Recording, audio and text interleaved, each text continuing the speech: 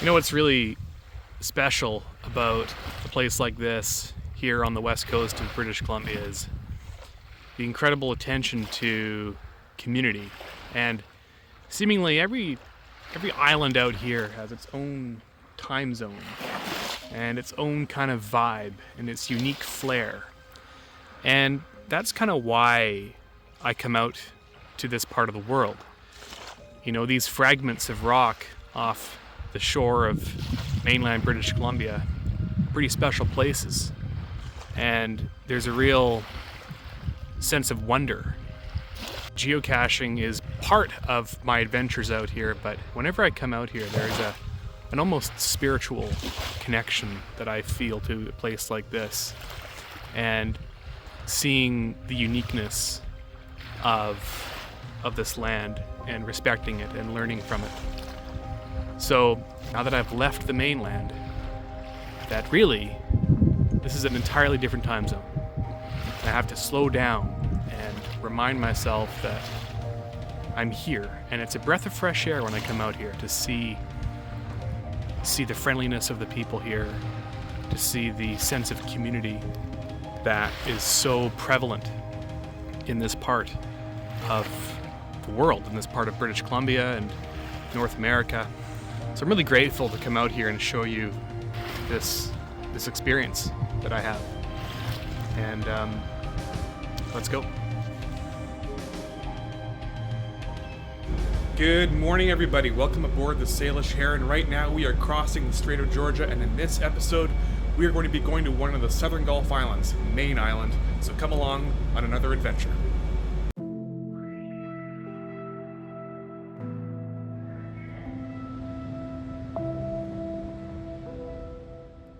So the Salish Heron does a bit of a milk run. Our first stop will be Galliano Island. Then after that we'll be going to Mayne Island, where we'll be getting off and exploring. But after Mayne Island, this ferry actually also goes to a place called Pender Island. So a whole bunch of different unique ports of call and a very vital transportation route through this very beautiful and unique part of British Columbia.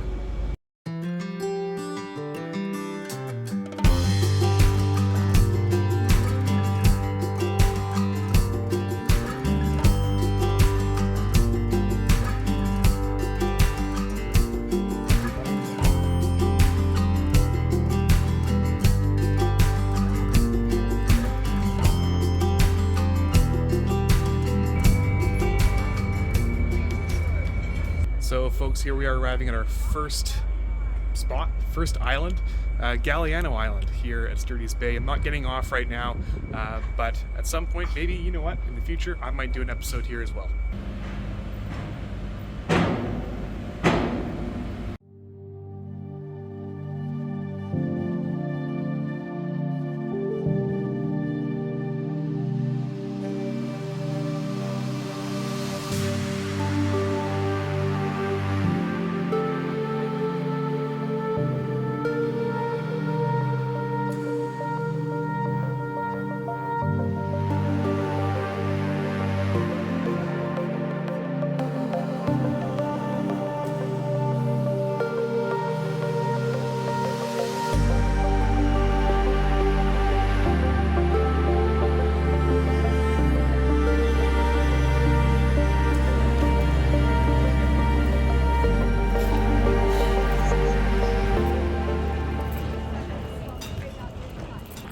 Alright folks, welcome to Mayne Island. The first time I've ever been here, and oh yeah, did I mention I don't have a car or a bike, so I'll be walking for this trip, and I'm walking to the other side of the island, so hopefully I haven't bitten off more than I can chew. We're gonna find out. So unlike most of Canada, Mayne Island sits under the 49th parallel. So actually, the coordinates will say North 48, and quite unique on this side of the country, because if you're to follow the 49th parallel, it only dips, the border only dips until you reach Ontario. So that is a very long border, and we just so happen to be south of 49th. Alright, I reached a crossroads here, and I'm going to be going north. That's kind of sort of north. Right now I'm at a very unique place on the island, kind of the joining of several roads here. And I'm right now standing at the honoring figure. This is the honoring figure to honor Emma and Felix Jack from the Coast Salish Nation and their ancestors of the Salish Sea, and to accept and respect that nothing in life is static, all are embraced. John Aitken, sculptor, June 2009. Really beautiful sculpture. And this pose that you see is a welcoming pose. So in Coast Salish tradition, when welcoming people, they would raise their arms up.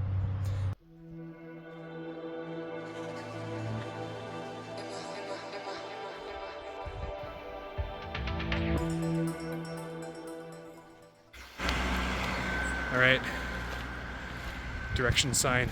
We're going towards Campbell Bay.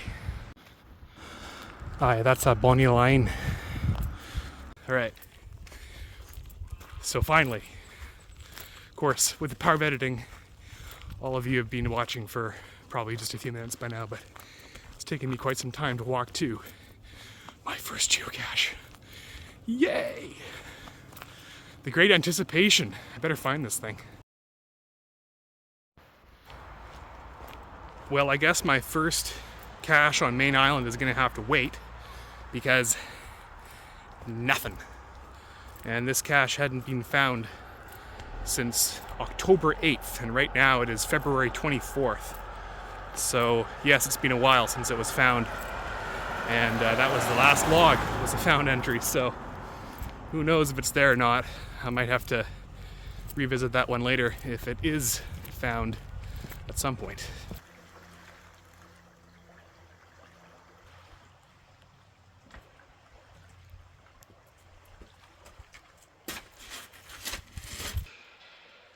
Okay, so made it to a place called Edith Point here on Mayne Island, and I'm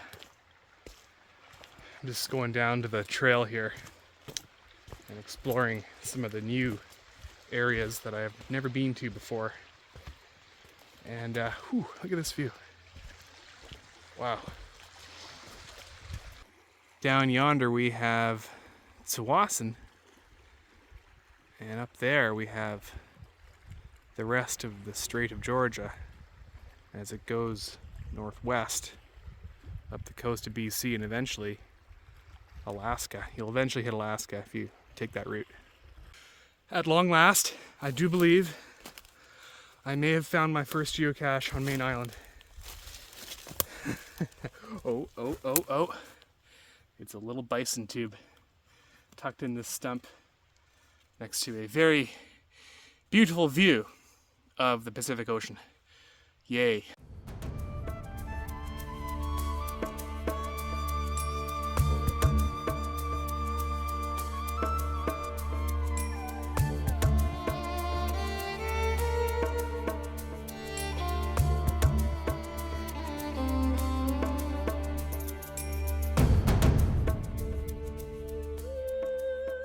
This is no place for alcohol, my friends. No place for alcohol. That's just me and a cliff straight down to the ocean. Actually, before that, the rocks. Know where you're walking. Know where you're stepping your feet. Because you never know, it could be your last. And I just want to point out one of the reasons why geocaching is so excellent is that, well, I'm out here, and maybe as a non-geocacher person, I would have probably come out here anyway at some point, but geocaching is really a catalyst for getting me to places I wouldn't otherwise see. And, you know, of course, I gotta do my proverbial, here's what I found, but one of my favorite geocaching colors, and of course I dropped it, a blue bison tube, nice and shiny. Nice and, you know, crows like this kind of thing. So off camera, I've been thinking about how I'm going to get back to the mainland. Well, one of those things on the Gulf Islands, the southern Gulf Islands, especially, where a milk run ferry services the 3, sometimes 4, sometimes 5 islands that the ferry visits, you have to kind of time it well. So I have a ferry that leaves at 4:15 today. And that ferry only stops at Galiano Island on the way back. And that ferry ride is only about an hour and 30 minutes. Well, the only problem is that's 4:15. That's actually a pretty short period of time between now and then, in case I want to get some nice drone shots and video for all you folks. There's another ferry. That ferry leaves at 6:15.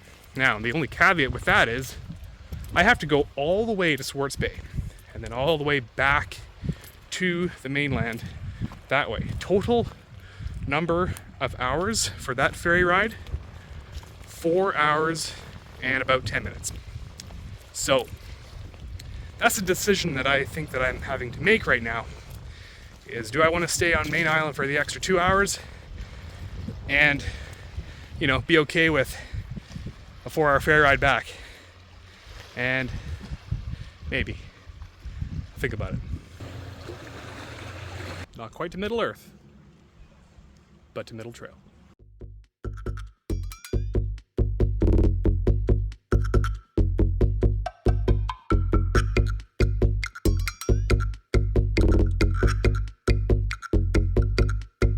So one of the things that's super unique about the Pacific Northwest coast is that you will come across a lot of these interesting looking trees. These are called arbutus trees, and they are very prevalent throughout this particular section of coastline.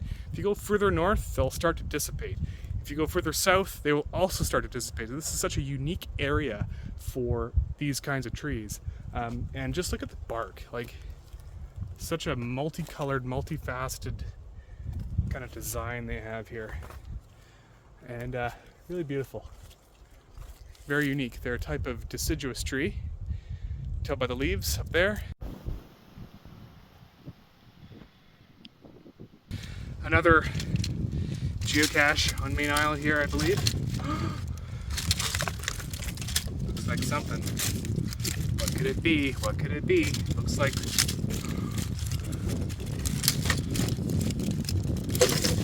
Yes! Another ammo can. Actually, this is my first ammo can here, so... Oh yeah! One find for the win. Okay, so I found myself back on the trails again and lost in thought. I overshot the cache by 184 meters. I don't know how much that is in feet. Sorry, all my American subscribers. I know that it's probably in the 300s or 400 feet range. Oh my goodness. What was I thinking? Anyway, down yonder, back where I was. Freeform. Yay. I can't believe that I overshot that by that much. A Yahoo! And on to the next one.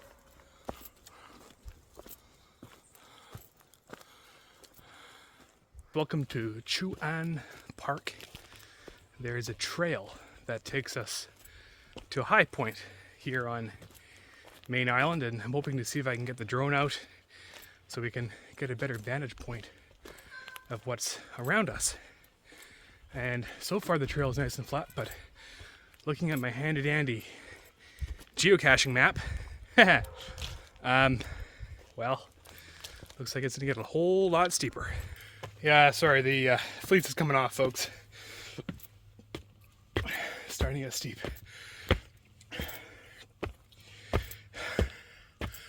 We'll get there.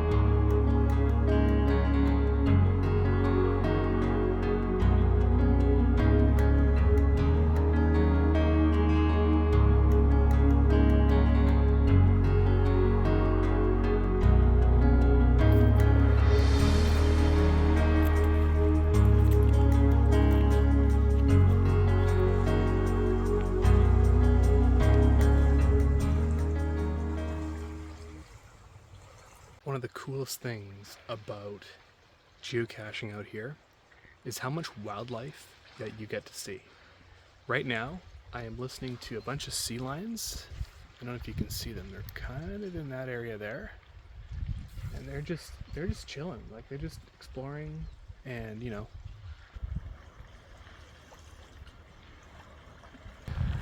So at this point in the episode, you might be wondering, what did Keith decide? Is he going to take the earlier ferry or the later ferry?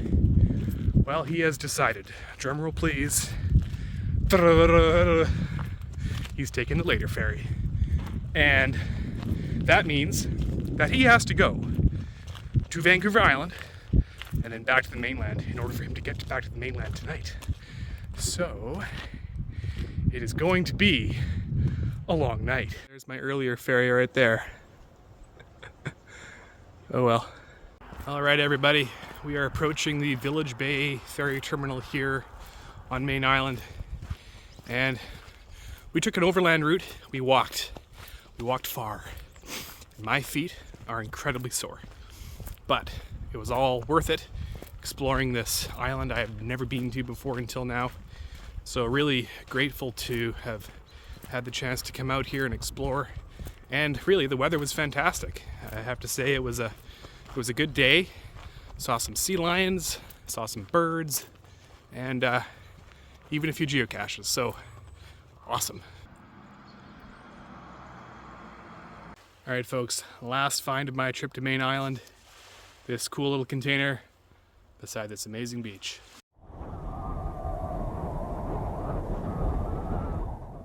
And folks, as the evening light begins to show itself here on Mayne Island, I want to thank you very much for watching another episode of Keith's 94's Geocaching Adventures here on YouTube. And you know, this channel is growing, and I'm really grateful for all of my subscribers for taking the time to see my content. You know, this is a small channel, and every little view helps, and I'm just trying to make it better and better and better. So thanks very much for watching, and if you like what you saw, hit that subscribe button, and more to come.